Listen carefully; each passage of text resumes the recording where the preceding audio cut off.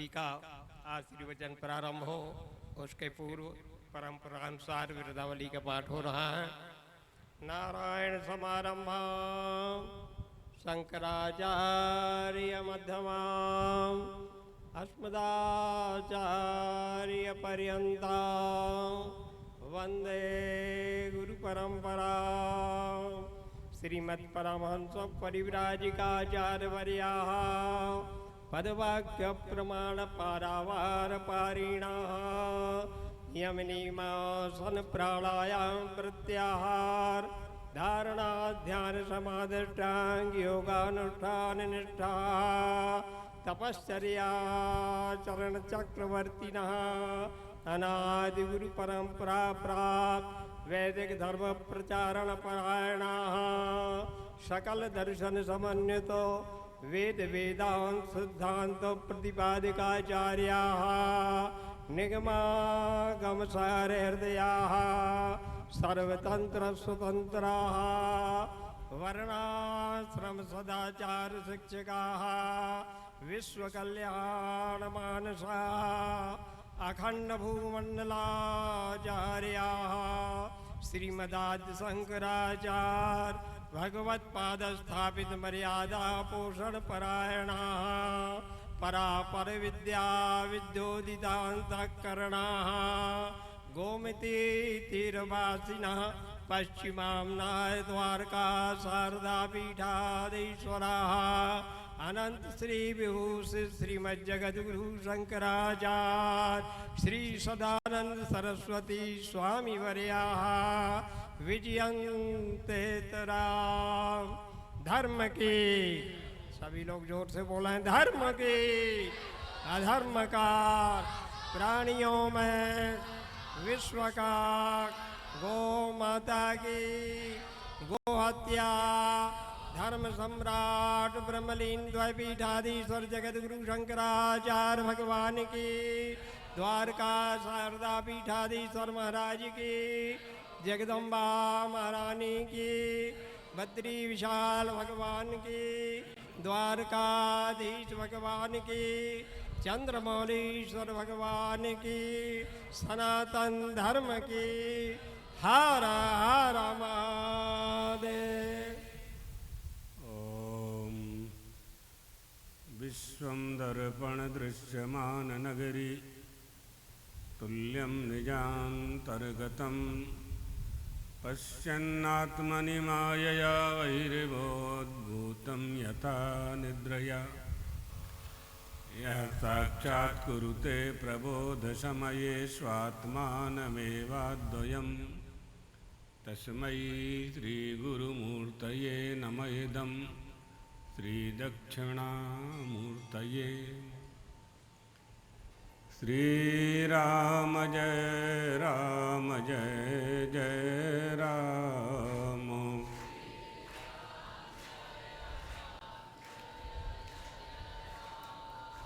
श्रीराम जय राम जय जय राम।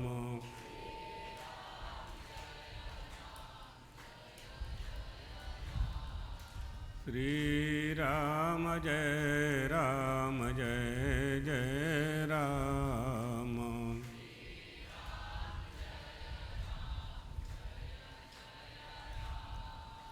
द्वारकाधीश भगवान की, आनंद कंद भगवान रामचंद्र की, जगदम्बा महारानी की, पीठद्वयाधीश्वर जगद्गुरु शंकराचार्य सद्गुरुदेव भगवान की हर हर महादेव।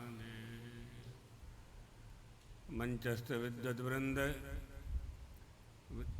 संत यतिवृंद, देवियों सज्जनों, कल आपने सुना उतंक ऋषि के ऊपर कल्कि नाम के व्याध ने किस तरह से आक्रमण किया। ऋषि के तपोबल से उसकी बुद्धि शुद्ध हुई, क्षमा याचना करने लगा, छोड़ दिया। नारद जी ने यह कथा, महात्म्य की कथा सनत कुमारों को श्रवण कराई। सनत कुमारों ने कहा, आपने महात्म के हमें कुछ प्रसंग सुनाए हैं, लेकिन जो वाल्मीकि रामायण का अनुष्ठान करना चाहते हैं उनके लिए क्या विधान है? जो विधान उपदेश में प्राप्त हुआ हम आपको संक्षेप में वह सुनाते हैं।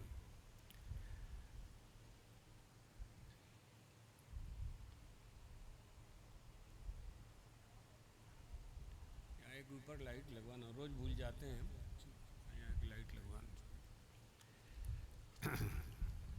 सभी लोगों को एकाग्र चित्त होकर के इसे श्रवण करना चाहिए। आगे के प्रसंग भी सुनाएंगे, लेकिन पहले विधि समझनी चाहिए। हम कोई अनुष्ठान करते हैं, कोई कार्य करते हैं तो उसको विधान पूर्वक करते हैं, तभी उसके फल की प्राप्ति होती है। आप लोग भोजन का निर्माण करते हैं तो नियम पूर्वक करते हैं, तभी भोजन में स्वाद आता है। आप मकान बनाते हैं तो इंजीनियर के अनुसार बनाते हैं, तो उस मकान में सुंदरता और सुखद अनुभूति होती है। इसी तरह से हम धार्मिक कार्य करते हैं, पूजा पाठ करते हैं, गुरु की आराधना करते हैं, अपने कुलदेवी कुलदेवता की पूजा करते हैं, तो उसका भी विधान होता है। उस विधान के अनुसार जब हम करते हैं तो हमें फल की प्राप्ति होती है। ये बात कोई ये कहे कि जो विधान नहीं जानते तो क्या उन्हें भगवान की प्राप्ति नहीं होगी? नहीं, ऐसा नहीं है। उनके भोलापन से भगवान की प्राप्ति हो जाएगी। अगर तुम इतने निश्चल हो कि तुम्हें किसी पूजन सामग्री की आवश्यकता नहीं है और तुम्हारे मन में कृपा प्राप्त करने की कामना है, तो बाह्यानपेक्षश्च में, भगवान स्वयं कहते हैं कि बाहरी उपचारों की मैं अपेक्षा नहीं रखता हूँ, इसलिए उनको भी प्राप्ति होगी। लेकिन उनका इतना सहज और सरल स्वभाव होना चाहिए, निष्कपट होना चाहिए, बिल्कुल दिखावा नहीं होना चाहिए। तो बेलपत्री अर्पण करने से ही महादेव प्रसन्न हो जाएंगे, एक फूल अर्पण करने से ही परमात्मा श्री राम प्रसन्न हो जाएंगे। और दोनों की प्राप्ति में धन का व्यय नहीं करना पड़ता है, केवल आपकी निष्ठा है कि जब तक बेलपत्री नहीं मिल जाएगी, मुझे महादेव को बेलपत्री अर्पण करना है, मैं जंगल में भटकता रहूँगा और आज भोजन नहीं करूँगा। ये निष्ठा फल प्रदान कर देगी। यही बात है, यही बात। इसलिए विधि पूर्वक ही हमें कुछ करना चाहिए। रामायण विधिम चैव शृणुध्वं सुसमाहितः सर्वलोकेषु विख्यातम स्वर्ग मोक्ष विवर्धनम। राम कथा श्रवण करने वाले स्वर्ग की प्राप्ति करते हैं, जिनकी कथा है उनके लोक को भी प्राप्त कर लेते हैं, परमात्मा के लोक को प्राप्त करते हैं, सारे विघ्नों को दूर कर लेते हैं। राम कथा श्रवण करने वाले, रामायण का पाठ करने वाले। महर्षियों, सूत जी, नारद जी कह रहे हैं, एक बार एकाग्र चित्त होकर के यह 9 दिन तक चलने वाली कथा की विधि का श्रवण करना चाहिए, जो संपूर्ण लोकों में विख्यात है। मोक्ष और संपत्ति और संतति दोनों की ही वृद्धि करने वाली है। चैत्र मास में, कार्तिक मास में, माघ मास में, चैत्र मास में यह कथा अनुष्ठान पूर्वक श्रवण की जा सकती है। भगवान श्री राम की कथा श्रवण करने के लिए, रामायण के पाठ के लिए कोई तिथि नहीं है, कोई वार नहीं है, कोई समय नहीं है। जिस दिन इच्छा हो जाए, तदेव लग्नम सुदिनम तदेव, वही दिन आपके लिए कल्याणकारी है जिस दिन रामचरितमानस का पाठ करने का संकल्प मन में पैदा हो जाए, जिस दिन भगवती की इच्छा, भगवती की आराधना करने की इच्छा पैदा हो जाए, जिस दिन राजराजेश्वरी त्रिपुर सुंदरी श्री यंत्र की अर्चना करने की इच्छा पैदा हो जाए, बस उसी दिन, वही दिन आपका शुभ मुहूर्त है। लेकिन अनुष्ठान के रूप में अगर करना है, दशरथ महाराज को पुत्र चाहिए था, वशिष्ठ जी के पास गए तो वशिष्ठ जी ने कहा कि हो हहीं सुतचारी, 4 बेटे होंगे, पुत्रेष्टि यज्ञ करो। जब पुत्रेष्टि यज्ञ करें तो विधान आ गया, कब करें, कहाँ करें, किससे करवाएं, किसको आचार्य बनाएं, आचार्य कैसा होना चाहिए, यज्ञ कराने वाला होना चाहिए, कौन है इस समय का? श्रृंगी ऋषि इस समय श्रेष्ठ है। दृश्य श्रृंग को लाया जाए, श्रृंगी ऋषि को लाया जाए, है ना। आचार्य वेद संपन्नो सर्वशास्त्र विशुद्धिकृत, सभी शास्त्रों का जानने वाला होना चाहिए, वेदों का ज्ञाता होना चाहिए। उस विधि का पालन करना पड़ा दशरथ महाराज को। तब यज्ञ नारायण भगवान कुंड में से, अग्नि कुंड में से प्रकट हुए और उन्होंने चरु दिया और 4 पुत्र हुए महाराज दशरथ को। यहाँ विधि होगी, यहाँ समय होगा, यहाँ तिथि होगी, यहाँ बार होगी, ग्रह होगा, नक्षत्र होगा, योगिनी होगी, गणेश होंगे, गणेश ग्रह नक्षत्र योगिनी राश रूपिणी, ये सब आएंगे।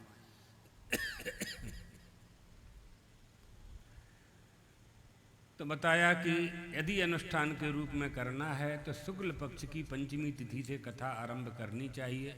स्वस्ति वाचन करे, संकल्प करे, रामायण की अमृत कथामयी श्रवण करे, नित्य प्रति अपामार्ग की दातोन से दातोन करे। हाँ, ये सब नियम आया ना। 9 दिन तक उसी की दातोन करे, अमृतमयी कथा श्रवण करे, आचमन करे, नारायण का स्मरण करे, भक्ति भाव से निवास करे, अपनी इंद्रियों को वश में रखे, किसी पर क्रोध न करे, किसी का धन हरण न करे। कभी नहीं करना चाहिए, लेकिन इस समय तो करना ही नहीं चाहिए। प्रतिदिन देव पूजन करे और नमो नारायणाय इस मंत्र से पूजा करे।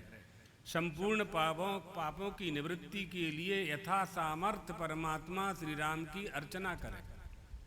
इस प्रकार मन इंद्रियों को संयम में रखकर रामायण की विधि का अनुष्ठान करने वाला भगवान विष्णु के धाम को प्राप्त कर लेता है।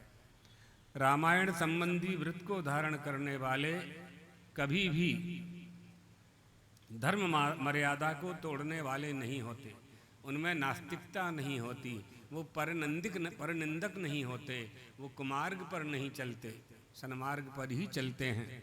वो माता पिता गुरु की आज्ञा का पालन करते हैं। नास्ति गंगा समम तीर्थम नास्ति मातृ समो गुरुः नास्ति विष्णु समो देवो नास्ति रामायणात् परम।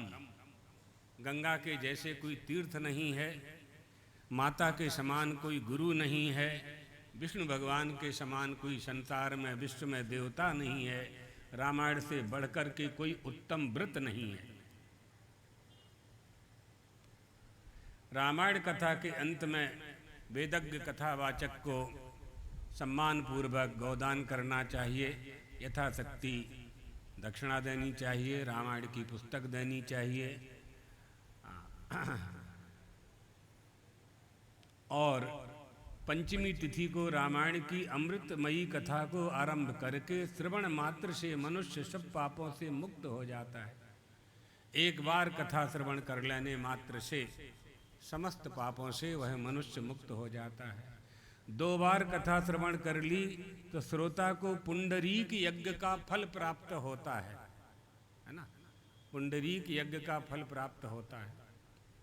3 बार कथा श्रवण कर लेने से अश्वमेध यज्ञ की प्राप्ति होती है। कोई अश्वमेध यज्ञ नहीं कर सकता है, 3 बार रामायण जी की कथा का श्रवण कर ले, अश्वमेध यज्ञ का फल प्राप्त हो जाएगा। शास्त्र इसमें प्रमाण है। 4 बार कथा श्रवण करने से अग्निष्टोम परम पुण्य फल का भागी बन जाया करता है और 5 बार कथा श्रवण कर लेने से अति अग्नि बड़े बड़े जो यज्ञ हैं उन यज्ञों का फल उसे प्राप्त हो जाता है, दुगना फल प्राप्त हो जाता है। और 6 बार कथा श्रवण करने से जो अग्निहोत्र करते हैं, बलि वैश्य देव करते हैं, नाना प्रकार के यज्ञ करते हैं, अग्निष्टोम करते हैं, उन सब का फल उन्हें प्राप्त हो जाता है। 8 गुना फल प्राप्त होता है, यज्ञ का 8 गुना फल प्राप्त होता है। और 8 बार कथा श्रवण करने से नरमेध यज्ञ का 5 गुना फल प्राप्त हो जाता है। और 9 बार कथा श्रवण करने से गोमेध यज्ञ के पुण्य के फल की प्राप्ति होती है। जो मनुष्य अपने घर में प्रतिदिन रामायण का पाठ करता है, पहले घर घर में रामायण का पाठ हुआ करता था, लाइट नहीं थी, बिजली नहीं थी, कोई साधन नहीं था।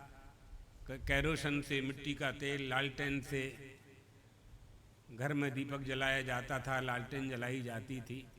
लेकिन घर के सभी लोग शाम को एकत्रित होकर के एक व्यक्ति रामायण का पाठ करता था और सब श्रवण करते थे, ऊदबत्ती लगाते थे, रामायण जी को गाते थे, आरती श्री रामायण जी की।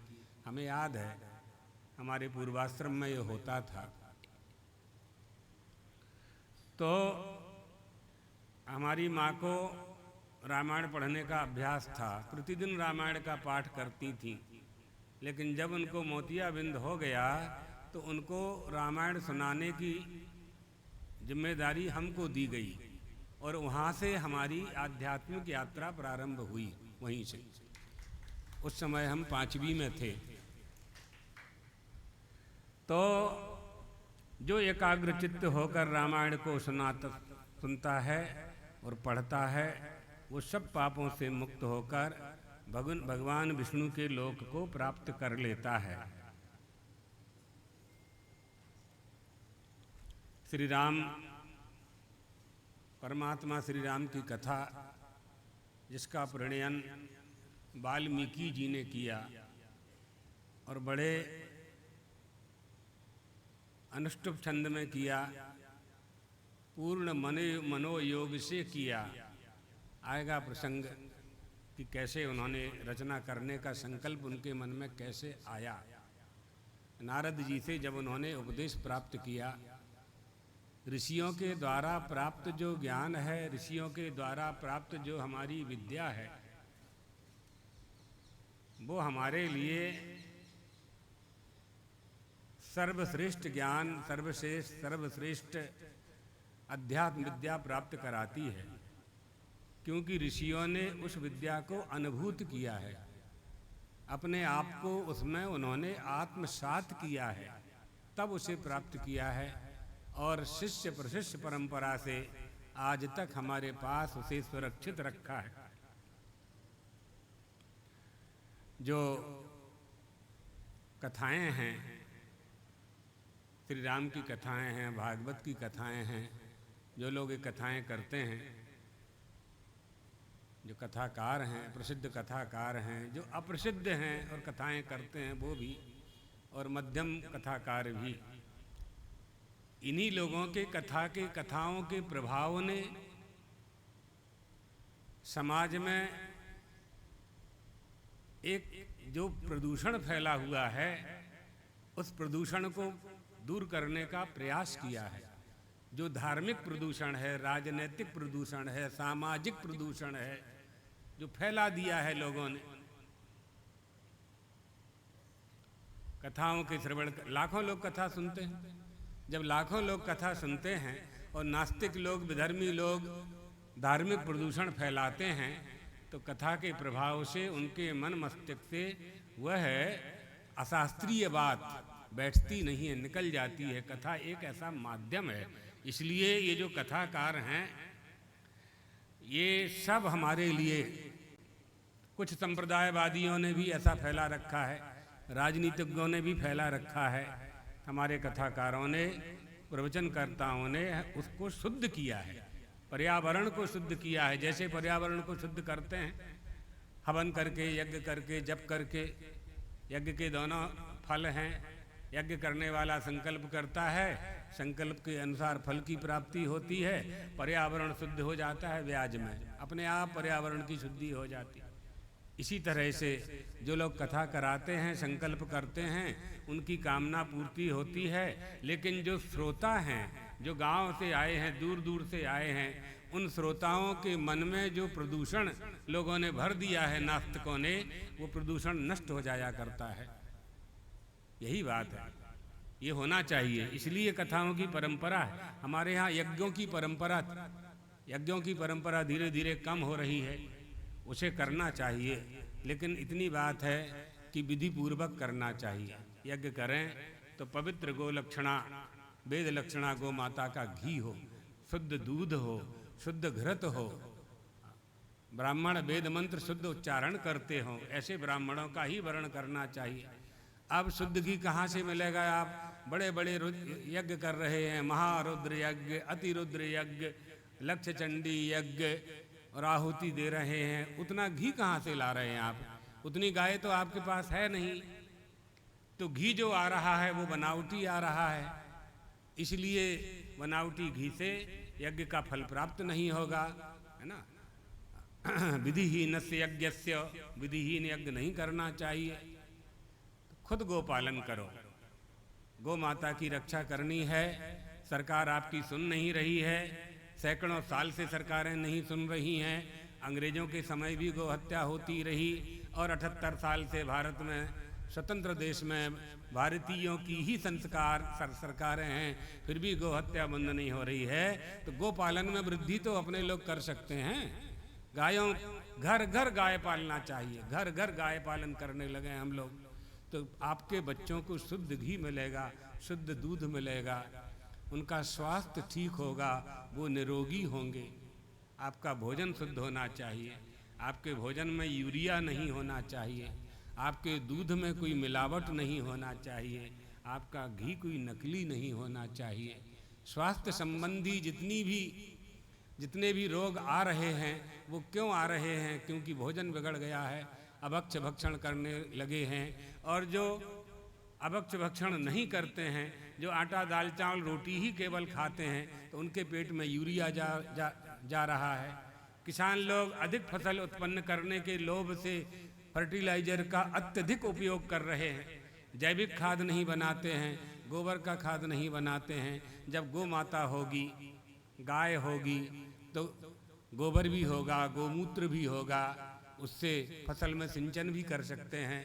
और जो गौशाला का जो कचरा है उसका खाद बना सकते हैं, गड्ढा करके खाद बना सकते हैं। ये सब हमारी प्राचीन परंपराएं हैं। पहले कहाँ कितने अस्पताल थे? आप लोगों को देखते हुए जो 50-60 साल के लोग यहाँ बैठे श्रवण कर रहे हैं, उनके देखते हुए ही कहाँ ट्रैक्टर थे, कहाँ डीजल था, कैसे हम फसल बोते थे, कहाँ यूरिया था 50 साल पहले, कहाँ से कहाँ पहुँच गए आप, कहाँ अस्पतालें थी आपके देखते हुए। आज हर 5 किलोमीटर में अस्पताल है, हर 5 किलोमीटर में एक अस्पताल खोलना पड़ रही है, हर 15 किलोमीटर में मेडिकल कॉलेज खोलने पड़ रहे हैं, बड़ी बड़ी अस्पतालें, एम्स खोलने पड़ रहे हैं। क्यों? क्योंकि रोगों में वृद्धि हो रही है। रोगों में वृद्धि क्यों हो रही है? आपने गोपालन बंद कर दिया। ये जितने भी लोग हैं, ये गोहत्या बंद क्यों नहीं करने देते? गोहत्या क्यों नहीं बंद करने देते? सरकारों पर क्यों दबाव डालते हैं कि गोहत्या बंद ना हो? अगर गोहत्या बंद हो गई तो ट्रैक्टर बेकार हो जाएंगे, बैलों की वृद्धि होगी, रोगी हो रहे हैं। जो हम कह रहे हैं लोगों को समझ में आएगा, तो ट्रैक्टर बेचने वालों का धंधा कम हो जाएगा, डीजल की बिक्री कम हो जाएगी, बैल आ जाएंगे खेतों में, शुद्ध भोजन प्राप्त होने लगेगा गोबर का खाद डालने के कारण। अस्पतालें बंद हो जाएंगी, डॉक्टरों के धंधे बंद हो जाएंगे, गलत धंधे, 2 रुपये की दवाई जो 500 रुपये में देते हैं, ये सब बंद हो जाएगा। ये बहुत बड़ा फैक्टर है, बहुत बड़ा चैनल है जो गोहत्या बंद नहीं करने दे रहा है। इसमें सरकार भी शामिल है। इन सब बातों में बहुत विचार करने की आवश्यकता है। इसलिए कोई हमारी यदि नहीं सुनता है तो गौ पालन के लिए कोई रोक नहीं सकता है, रोक नहीं सकता है कोई गौ पालन के लिए। ये धर्म है हमारा, इस धर्म का पालन गो पालन मनुष्य ही कर सकता है, कुत्ता नहीं करेगा। कुत्ता गो पालन नहीं करेगा, और मनुष्य भी गो पालन न करे। धर्म का पालन कौन कर सकता है? धर्म का पालन मनुष्य ही कर सकता है, जानवर नहीं कर सकता। और मनुष्य भी धर्म का पालन ना करे तो आप सोच लो आगे हमें बोलना ना पड़े, है ना। जानवर नहीं जानते कि गौ माता है, जानवर नहीं जानते कि ये हनुमान जी हैं, जानवर नहीं जानते कि महादेव हैं, जानवर नहीं जानते कि ईश्वर है। मनुष्य जानता है, मनुष्य जानता है। तो मनुष्य को जान करके करना चाहिए ना। जानत है मानत नहीं, ये तो नर का ज्ञान कैसा है? जानत है पानी में पाषाण, काला पत्थर डाल दो बहुत बड़े पानी के दह में। हाँ, तो कैसा है? पानी में पाषाण भीगत डूबत है भीगत नहीं, ऐसे ही नर को ज्ञान जानत है मानत नहीं। यहाँ है तो गाय पालना चाहिए, जानता है।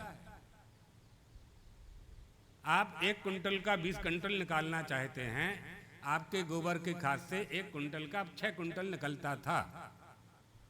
हमें याद है, हम 8वीं पढ़ते थे, इतना ही निकलता था, 5-6 कुंटल 1 कुंटल में, 1 एकड़ में 5-6 कुंटल ही निकलता था। अब 20-20 कुंटल निकालते हो, पैसा ज़्यादा कमा लिया, पैसा इकट्ठा हो गया, डॉक्टर को दे दिया, वकील को दे दिया, तुमको क्या बचा? तुम्हें क्या बचा? बीमारी बढ़ते ही जा रही है, बीमारी का कोई अंत नहीं है। रोग कहाँ से आ रहा है? रोग का निमंत्रण हम स्वयं दे रहे हैं, हम स्वयं रोग को बुला रहे हैं, आओ हमारे घर में निवास करो, आओ हमारे शरीर में निवास करो, निमंत्रण दे रहे हैं, रोग आ रहा है। हमारी प्रत्येक क्रिया, हमारा प्रत्येक भोजन धर्म विरुद्ध हो गया है। भक्षा भक्ष का जब हम भोजन करने लगे तो रोग की वृद्धि हुई, रोग की वृद्धि हुई। इसलिए हमारी दृष्टि में धर्म होना चाहिए। हमारी दृष्टि में जब धर्म होगा तो दृष्टि में जो कुछ भी आएगा सब धर्ममय दिखाई पड़ेगा। दुखी व्यक्ति को ऐसा लगता है कि सारे दुखी हैं, सारे दुखी हैं। श्रावण के मास में गधे ने हरी हरी घास देखी तो सब कुछ उसको हरा ही हरा दिखता है, पूरे वर्ष पूरे साल। दृष्टि हमारी हमें देखना है क्या है। दृष्टि में ही सृष्टि का निर्माण होता है। हमारे मन में क्या है, हमारी बुद्धि में क्या है।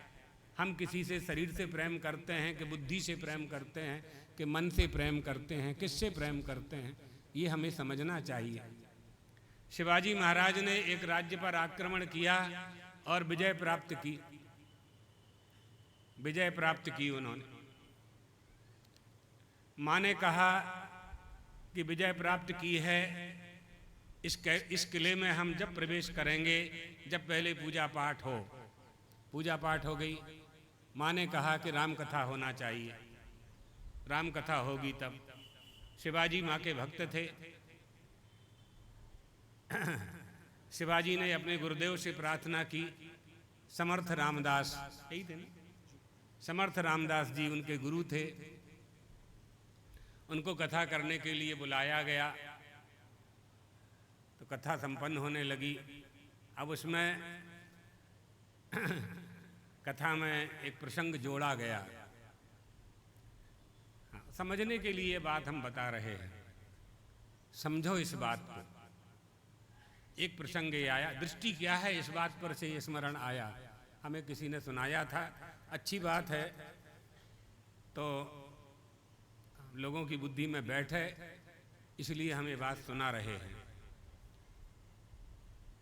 तो समर्थ रामदास जी कथा श्रवण करा रहे थे या कथाकार कथा श्रवण करा रहे थे, ऐसा ही मान लीजिए।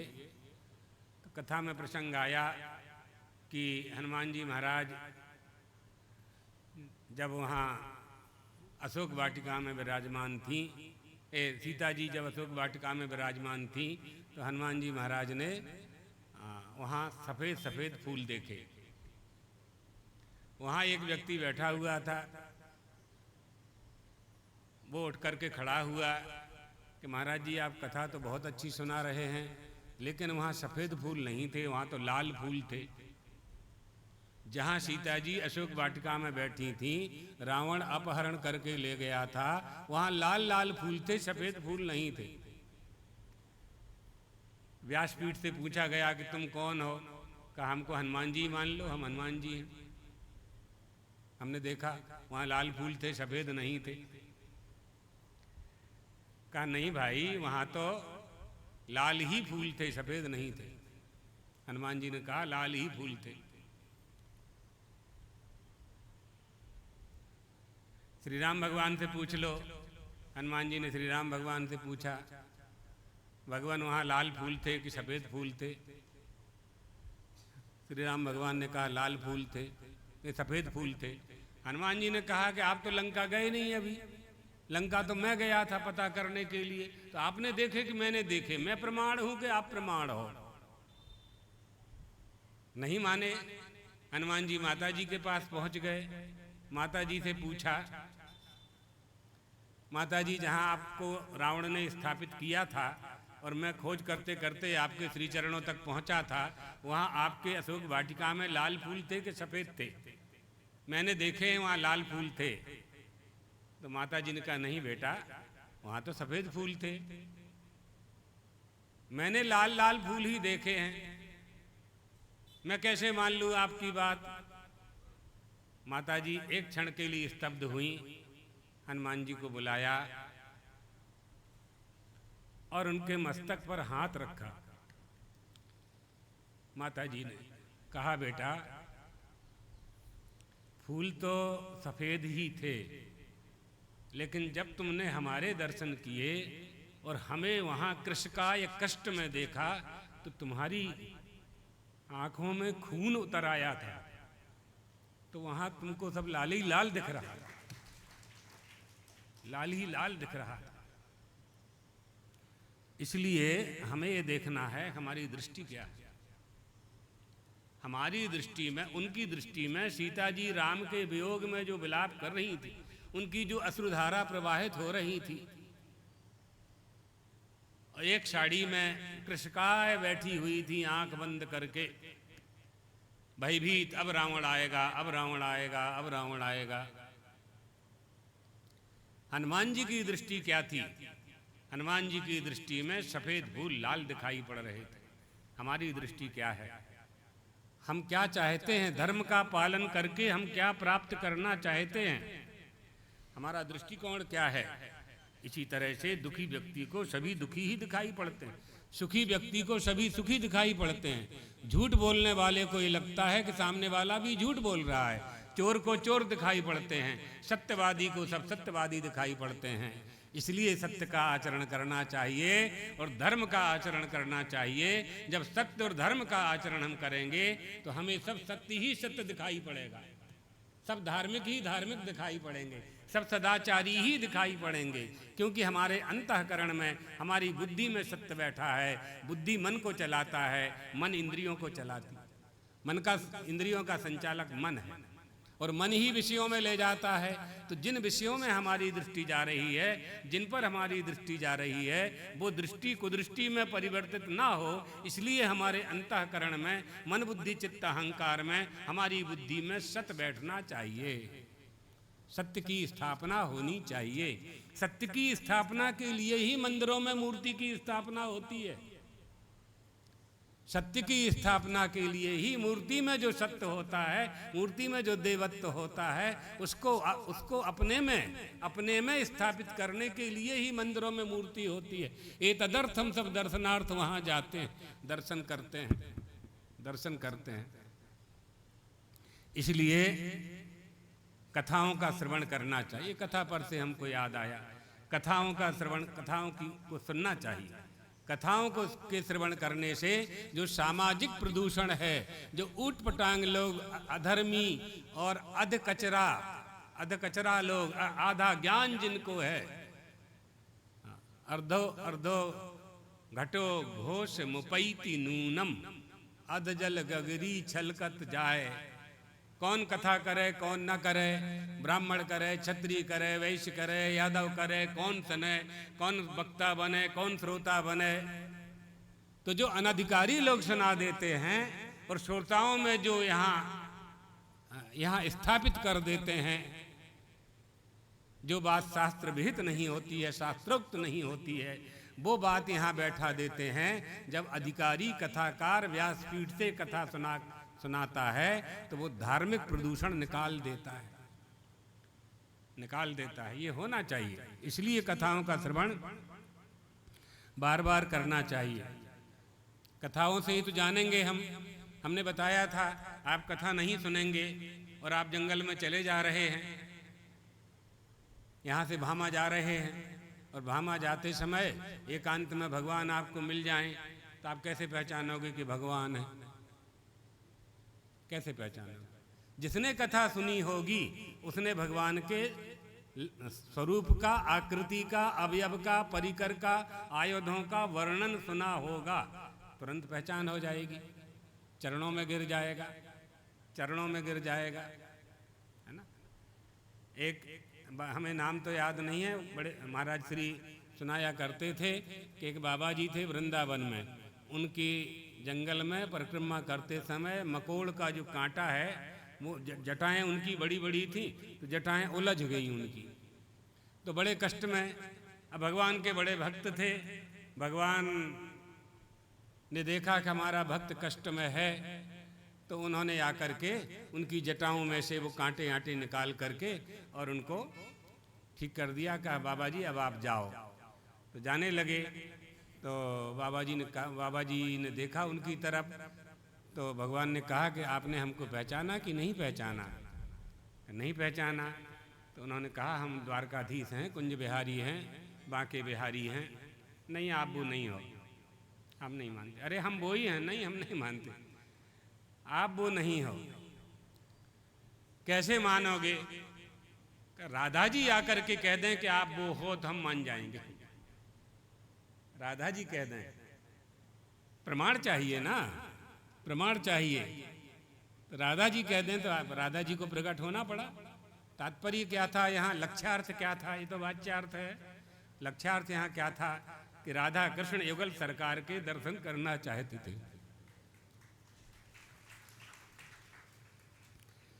वो बाबा युगल सरकार के दर्शन करना चाहते थे। तो इसलिए श्री राम कौन है, कौन बताएगा? ये वाल्मीकि रामायण की कथा सिद्ध करेगी, रामचरितमानस सिद्ध करेगा कि श्री राम कौन है, अध्यात्म रामायण सिद्ध करेगी, योग वासिष्ठ रामायण सिद्ध करेगी श्री राम कौन है ना। बहुत से लोग तर्क करते हैं श्री राम कौन है, एक राम अवधेश कुमारा, दशरथ के पुत्र हैं कि ब्रह्म हैं कि भगवान हैं कि ईश्वर हैं। कुछ उदारवादी संगठन इकट्ठे हो जाते हैं, कहते हैं नहीं वो तो एक श्रेष्ठ पुरुष हैं और उनको महापुरुषों की श्रेणी में ढकेल दिया गया है। ऐसा पुस्तक में छपा हुआ है, महापुरुषों की श्रेणी में उनको ढकेल दिया गया है। श्री राम के प्रति आपकी दृष्टि क्या है? गजवा, गजवाए हिंद। हम धर्म का पालन करें, गजवाए हिंद अपने आप हो जाएगा, कुछ करना ही नहीं पड़ेगा। हम धर्म का त्याग करेंगे तो गजवाए हिंद होगा। अच्छा, दूसरी बात, बहुत ज़्यादा उन्हें करने की आवश्यकता नहीं पड़ेगी, क्योंकि हिंदुओं की संख्या तो वैसे ही कम हो रही है। हिंदुओं की जनसंख्या कम होते जा रही है और विधर्मियों की संख्या बढ़ते जा रही है। तो वर्तमान में जो शासन प्रणाली है वो बहुमत की प्रणाली है। ये सब राजनीति की बात है, लेकिन स्मरण आया तो एक लाइन में बता देते हैं कि धीरे धीरे आप जब कम होते जाएंगे और जो हिंदू नहीं हैं वो बढ़ते जाएंगे, तो राष्ट्रपति प्रधानमंत्री कौन बनेगा? राष्ट्रपति प्रधानमंत्री इस समय कौन बना रहा है? आप लोग बना रहे हो। इस समय तो हिंदू ज़्यादा हैं तो हिंदू बना रहे हैं ना, और जब दूसरे ज़्यादा हो जाएंगे तो वो बनाएंगे, तो आप लोग छोटे छोटे पदों पर रहेंगे। हमारे गुरुजी स्वतंत्रता संग्राम सेनानी थे, तो जंबीर वाटिका में महाराज जी ठहरे हुए थे। तो यहाँ उन्होंने ब्रह्मचारी जी ने, सुबुद्धानंद जी ने जंबीर वाटिका में महाराज जी के लिए स्विमिंग पूल बनाया था।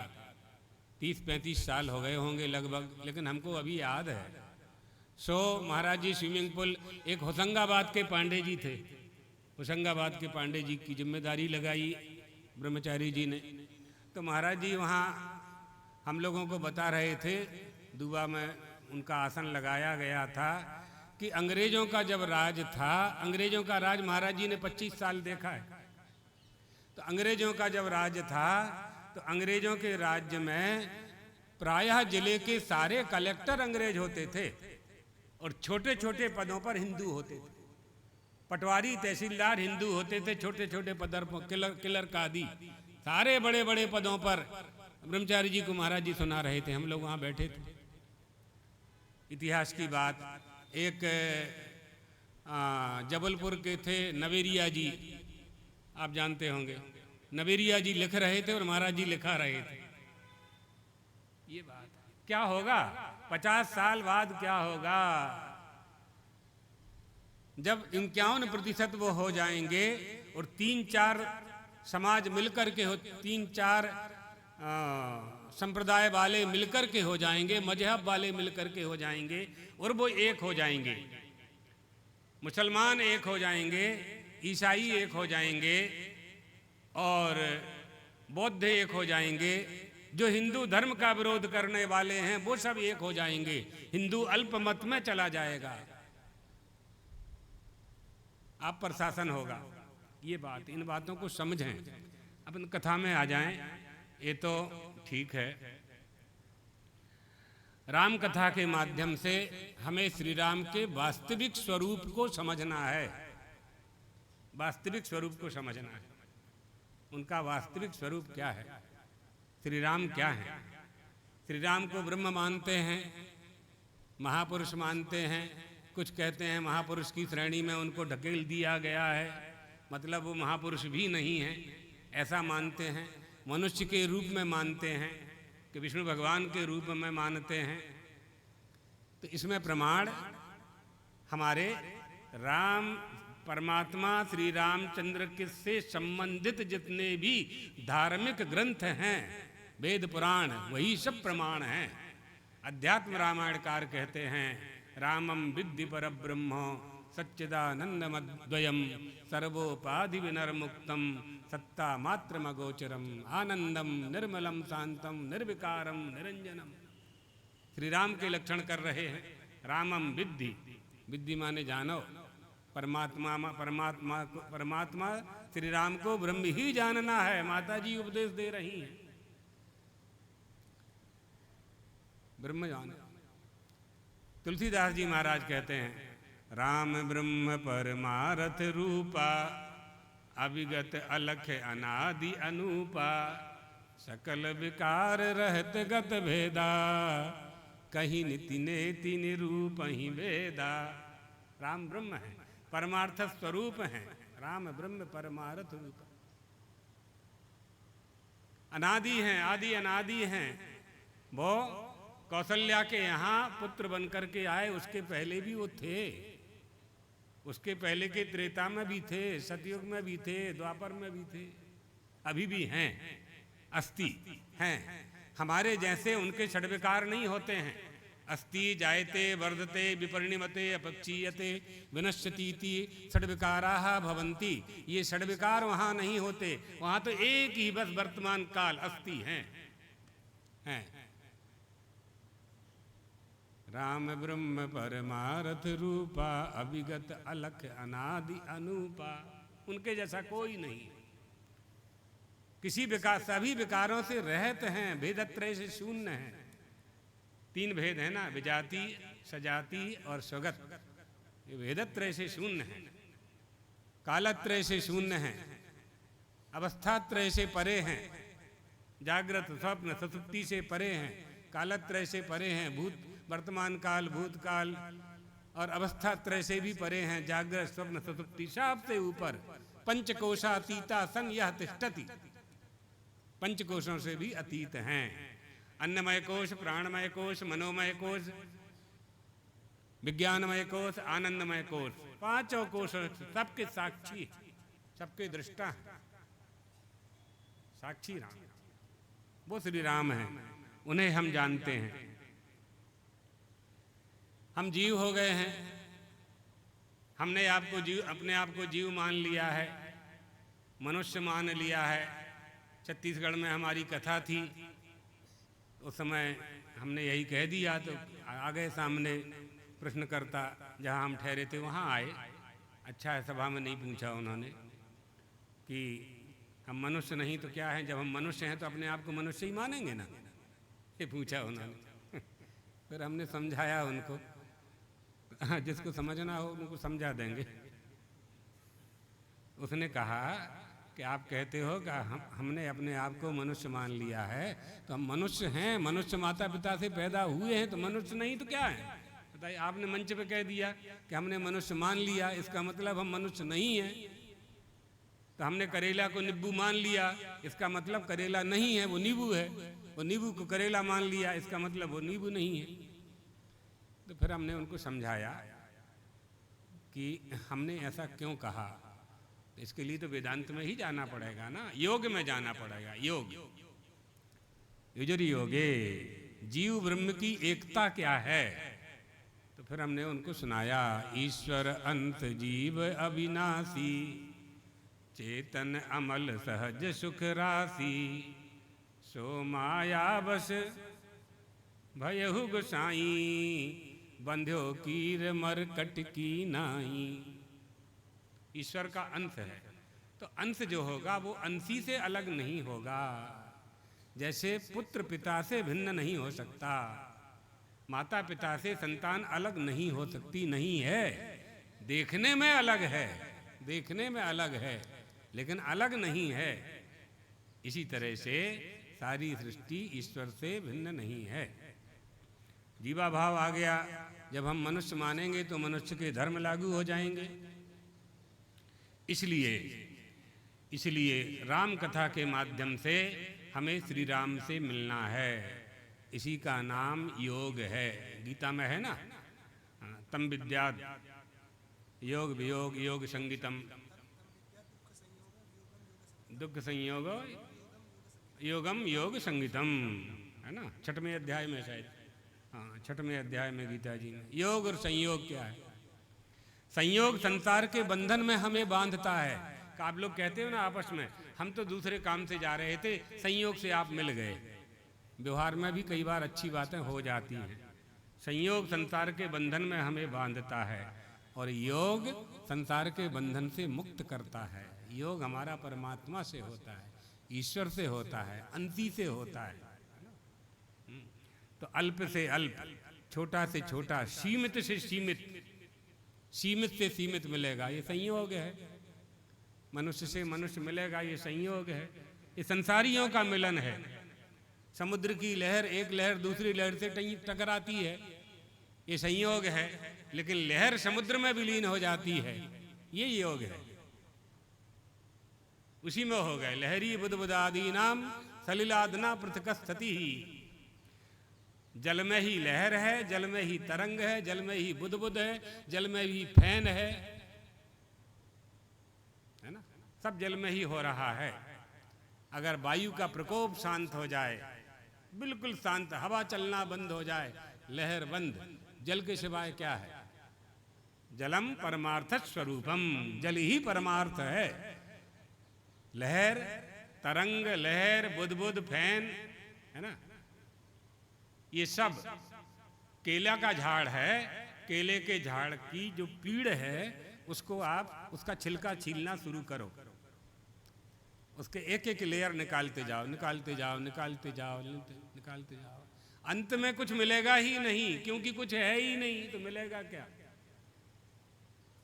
कदली गर्भवद असारान, माया मरीच उदक गंधर्व नगराकार, स्वप्न जल बुद बुद फैन समान प्रतिक्षण प्रध्वंसान पृष्ठतः कृत्वा। सबको मैंने जान लिया, मृग मरीचिका को मैंने जान लिया। एक लहर आई, दूसरी लहर आई, तीसरी लहर आई, चौथी लहर आई, एक गई दूसरी आई, है ना। जल के सिवाय कुछ नहीं। खंडा गो मुंडा गो, दो गाय हैं, एक का पैर नहीं है, एक का एक सींग नहीं है, गोद तो दोनों में है। एक लहर आए, दो लहर आए, चार लहर आए, जो भी आए।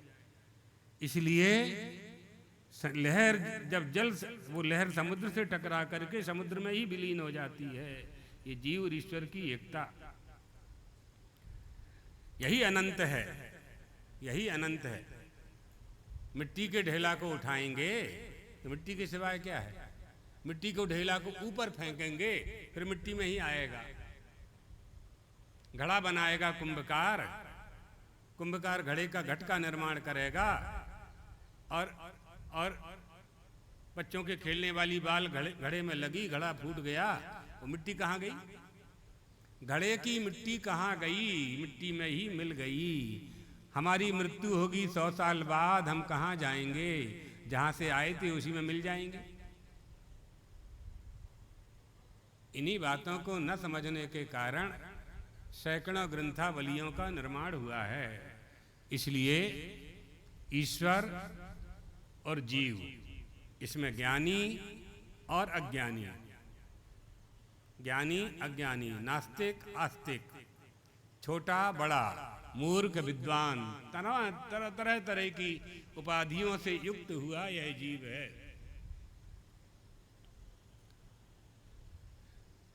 ज्ञानी कौन है? ईश्वर, ईश्वर ब्रह्म, ईश्वर और जीव, ये तीन हो गए। ज्ञानी कौन है? जो सदा उसी में रहता है। किस में रहता है? जिसे वो जानता है। किसे जानता है? जो जानने योग्य है। जानने योग्य क्या है? ब्रह्म हो गया। दूसरी वस्तु को जानने की आवश्यकता नहीं, उसके लिए तो आपकी आंख पर्याप्त है। किसी वस्तु को प्राप्त करने की आवश्यकता नहीं, उसके लिए तो पैर भगवान ने दिए हैं।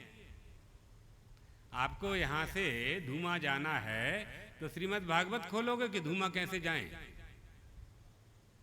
नहीं, भागवत में देखोगे कि धूमा का रोड कहाँ से है तो उसे ऐसे ही मिल जाएगा धूमा। आपको जबलपुर जाना है ना, एक कल्याणी जी जबलपुर जाती हैं तो कोई पुराण खोल के थोड़ी जाती हैं कि जबलपुर सड़क है, मालूम है, चले गए।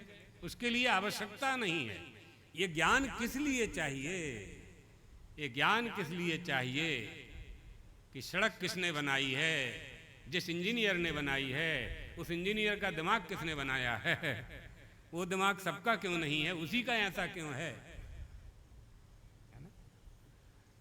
सारी सृष्टि का निर्माण किसने किया है?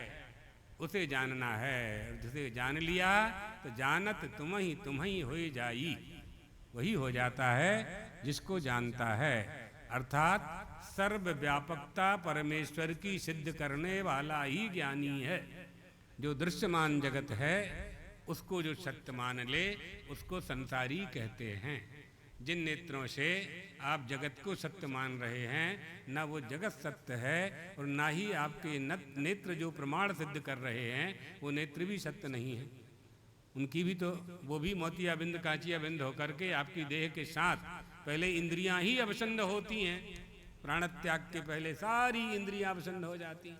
सब उत्तर देने लगते हैं कि अब आप जाने वाले हो, प्राण जाने वाला है, इस देह में से प्राण निकलने वाला है। इंद्रियां सूचना देने लगती हैं। अंगम गलितम फलितम मुंडम दशन विहीनम जातम तुंडम वृद्धो याति गृहीत्वा दंडम तदपि न मुंचत्यासा पिंडम भज गोविंदम भज गोविंदम गोविंदम भज मूढ़मते। गोविंद का भजन, भोजन कर ले, भजन कर ले। तुम्हारे सारे अंग शिथिल हो गए हैं, आंख भी काम नहीं करती है, पैर भी काम नहीं करते हैं, झुंझुनी आने लगी है, झुर्रियाँ आ गई हैं। अब तो भजन कर लो, गोविंद का भजन कर लो अंत समय में। लेकिन अंत समय में भी नहीं होता है मनुष्य से, क्योंकि जीवन भर जो किया है वही अंत समय करता है। वह उसका संस्कार बना हुआ है। अंत समय जिसका इस जीवन भर जिसका स्मरण करता है, चिंतन करता है, मनन करता है, वह संस्कार बन जाता है। वही बुढ़ापे में आता है तो वो जीवन भर का संस्कार भजन नहीं करने देता। इसलिए पहले से ही भजन करते रहना चाहिए। तो ये दृश्यमान जगत सत्य नहीं है। दो कोटियां बन जाती हैं, एक जीव कोटि, एक ब्रह्म कोटि, है ना। श्री राम ब्रह्म कोटि में हैं, हम और आप जीव कोटि में हैं। अब खोजो और मिलो, मिलने का प्रयास करो। अब वहां जो अयोध्या उस समय थी और या जिस समय भगवान श्री राम जो साकेत में हैं, साकेत धाम में विद्यमान हैं, बैकुंठ में विद्यमान हैं, वहां जाने के लिए कोई सीढ़ी नहीं है, दादरा नहीं है, कोई सीढ़ी नहीं बनाई गई है। तो कैसे मिलोगे भैया? आप मिलना तो चाहते हो भगवान राम से, मिलोगे कैसे? तो वाल्मीकि जी कहते हैं, तुलसी बाबा कहते हैं, हम मिलवा देते हैं, चलो आ जाओ, हम तुम्हें कथा की रचना कर देते हैं, इसको पढ़ते रहना, सुनते रहना, पढ़ते रहना, सुनते रहना, सुनते सुनते सुनते सुनते तुम नहीं मिल पाओगे। कल ब्रह्मचारी जी कह रहे थे ना, निर्विकल्प स्वरूप जी, तुम नहीं जा पाओगे वहाँ, नहीं पा पाओगे, तो वो आ जाएंगे तुम्हारे पास, वो उतर के आपके पास आ जाएंगे और आपको गले लगा लेंगे। जीव नहीं जा पाएगा, भक्त नहीं जा पाएगा, तो भगवान आ जाएगा भक्त के पास आकर के और लिपट जाएगा, लिपट जाएगा। और वो ऐसा लिपटेगा कि कभी छूटेगा नहीं, फिर कभी नहीं छूटेगा। गई पूतरी नौन की, था है समुद्र की लैन, बैठत ही घुल मिल गई, लौट कहे को बैन। वापिस आकर के नमक का पत्थर कुआं की गहराई का अंत नहीं बता सकता, क्योंकि वापस लौटेगा ही नहीं। नमक का पत्थर जब कुआं में जाएगा तो पानी ही हो जाएगा, पानी हो जाएगा, वापस नहीं आएगा। तो जो है, वो जो ब्रह्म है, जो ब्रह्म कोटि में है, वो अदृश्य है, वो दिखाई नहीं पड़ता है, लेकिन इसमें है। वो राम कथा में बैठा हुआ है, वो भागवत की कथा में श्री कृष्ण बन करके बैठा हुआ है। इत्तेषा वाङ्मयी मूर्ति, बैठा हुआ है। निकालना जानते हो, निकालो, मंडप लगा लो, कथा करो, निकलेगा वो। नहीं है मंडप लगाने का पैसा, घर में ही बैठ जाओ, पूरे परिवार के बैठ जाओ, आंगन में चौकी डाल लो, एक को वक्ता बना लो, बाकी सब श्रोता बन जाओ। मंदिर है गांव में, चबूतरा है, उसी में बैठ जाओ। कुछ तो करना पड़ेगा, बिना किए तो माँ भी रोटी नहीं देगी। अगर माँ रोटी देगी तो माँ कुछ करेगी, तो हो गया ना, दोनों में से किसी ने किया। बिना किए नहीं मिलेगा, बिना किए नहीं मिलने वाला। कुछ करो, ध्यान में मन लगता नहीं है तो कुछ करो, कथा सुनो। सब तो बद्रीनाथ में जाकर के ध्यान नहीं कर सकते, जो कर सकते हैं उनको इसकी आवश्यकता नहीं है, जो नहीं कर सकते उनको इसकी आवश्यकता है, तो वो करना चाहिए। वह ब्रह्म है, वो साकार वाला है या आकार वाला है। अगर आकार वाला है तो 33 प्रकार का है, 33 कोटि है। सीमित कर देंगे तो पंचदेवोपासना है। भगवत पादाद्य शंकर ने कहा पंचदेवोपासना करनी चाहिए। निराकार करना है, निर्गुण करना है, तो तुलसी बाबा कहते हैं कि नेत्रों में तो आकार देखना चाहते हैं, सगुण देखना चाहते हैं, हिय में निर्गुण, हृदय में वो निर्गुण है। ये हृदय की आंख जो देख रही है उसको इन आंखों की जरूरत नहीं है। इन आंखों से साकार मूर्ति देख रहे हैं, धनुषधारी को देख रहे हैं, पीतांबरधारी को देख रहे हैं, वन गमन करते हुए देख रहे हैं, कौशल्या की गोद में देख रहे हैं। व्यापक ब्रह्म निरंजन निर्गुण विगत विनोद, सोयज भक्ति प्रेम बस कौशल्या की गोद। कौशल्या की गोद में छोटे से बालक को कौशल्या देख रही है। जगत का नाथ जगन्नाथ कौशल्या का बेटा बन गया है, जो व्यापक है, निरंजन है, निर्गुण है, निर्विकार है। वो माँ की आज्ञा पालन करके शिशु वाला बन। सुनाएंगे, राम जन्म की कथा आएगी 2-4 दिन में। श्री राम का जब अवतार की कथा आने वाली है। अब कल से तो कथाएं शुरू होंगी, अभी तो हम भूमिका ही बना रहे हैं कि राम कथा क्यों सुनना चाहिए। 4 दिन से आप यही सुन रहे हैं कि कथा क्यों सुननी चाहिए। जो रोज सुनेंगे उनकी समझ में आएगी बात, जो रोज नहीं सुनेंगे उनको उसी दिन का समझ में आएगा, वो उतना भी पर्याप्त है ना। कहने का मतलब यह है, साकार हो चाहे आकार वाला हो, जैसा भाव है वैसी सत्ता है। जैसी सत्ता स्वीकार करोगे वैसे फल की प्राप्ति होगी, वैसा ही तुम्हारा विचार होगा और उसी स्वरूप में तुम हमें पाओगे, उसी स्वरूप में तुम हमें पाओगे, है ना। भगवान लौटे लंका से, पुष्पक विमान से उतरे, मिलने वाले लाखों लोग थे, भगवान अकेले थे। वहाँ चौपाई है, अमित रूप प्रगटे भगवाना, ऐसी। तो वहाँ जितने लोग थे भगवान उतने ही बन गए, जितने लोग थे दर्शन के लिए भगवान थे, और सब में होड़ लगी थी, हम भगवान को पहले प्रणाम करें, हम भगवान को पहले प्रणाम करें, हम भगवान को पहले प्रणाम करें। भगवान उतने ही बन गए, सब लोग खुश, पूरे अयोध्यावासी खुश हो गए, हम भगवान से सबसे पहले मिले हैं। आपस में यही चर्चा करते थे। उस भगवान को तुम जीव कोटि में लाते हो, कहते हो महापुरुष की कोटि में ढकेल दिया है। यही अज्ञान है। यह अज्ञान हमें ईश्वर से मिलने में प्रतिबंधक है, बाधक है। इसी के लिए कथा चाहिए, कथा के लिए कथाकार चाहिए, कथाकार को शास्त्र चाहिए, शास्त्र के लिए प्रमाण चाहिए, और वो प्रमाण वेद हैं। इसलिए हिंदुओं के लिए प्रामाणिक ग्रंथ केवल वेद हैं, बस। ये बात। वैसा ही हमारे स्वरूप को पाओगे। मन में एक बीज होता है, बीज की बोनी करते हैं किसान, तो फिर अंकुर होता है ना। धरती के अंदर किसान लोग जानते हैं, तो किसानों का क्षेत्र है, धरती के अंदर बीज होता है, तो उसके द्विदल हो जाता है वो बीज, फिर उसमें से एक अंकुर निकलता है छोटा सा, वो धरती को फोड़ करके ऊपर आता है, बड़ा होता है, डाली होती है, शाखा होती है, शाखा में पत्ते होते हैं, पत्ते में फूल होता है, फूल में बीज होता है। यही क्रम है, यही सृष्टि का क्रम है। ये चलता रहता है, ये चलता रहता है। उस बीज में से निकला कौन, उस वृक्ष में से कौन निकला? बीजम धर्मद्रमश्च प्रभवतु भवताम भूतये राम नामो। परमात्मा श्री राम के सिवाय कौन? ये धर्म रूपी वृक्ष का, संसार रूपी वृक्ष का, कल्प वृक्ष का, पूरे जगत के वृक्ष का, अध्यात्म विद्या के वृक्ष का जो बीज है, भूतये राम नामो, श्री राम का नाम है।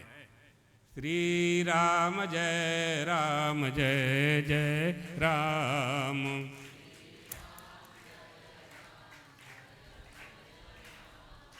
श्री राम जय राम, जय जय राम।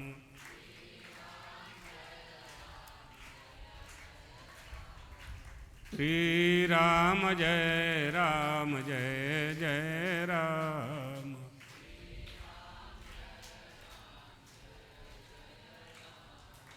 प्यारे जरा तो मन में विचारो,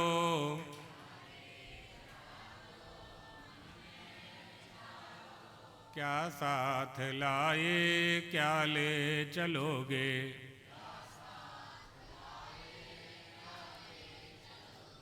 जाता सदा साथ यही पुकारो,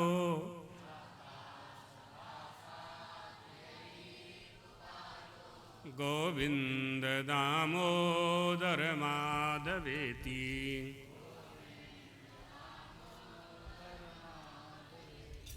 गोविंद दामोदर माधवेति।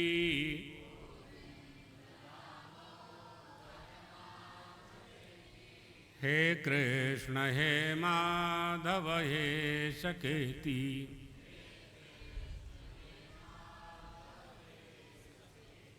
श्री कृष्ण गोविंद हरे मुरारे।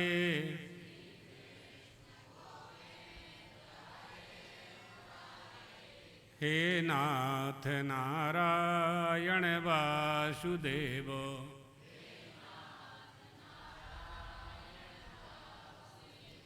श्री कृष्ण गोविंद हरे मुरारे।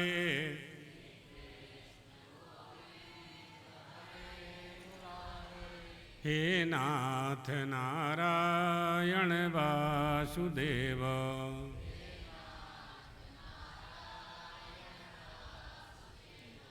प्यारे जरा तो मन में विचारो,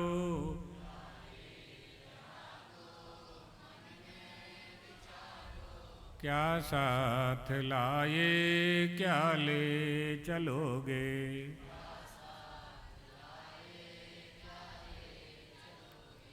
जाता सदा साथ यही पुकारो,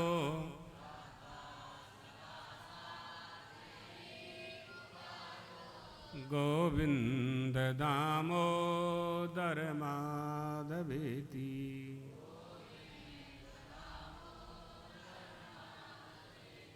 धर्म की अधर्म का प्राणियों में विश्व का गौ माता की, द्वारकाधीश भगवान की, रामचंद्र भगवान की, जगदम्बा महारानी की, जगतगुरु शंकराचार्य पीठद्वयाधीश्वर सद्गुरुदेव भगवान की।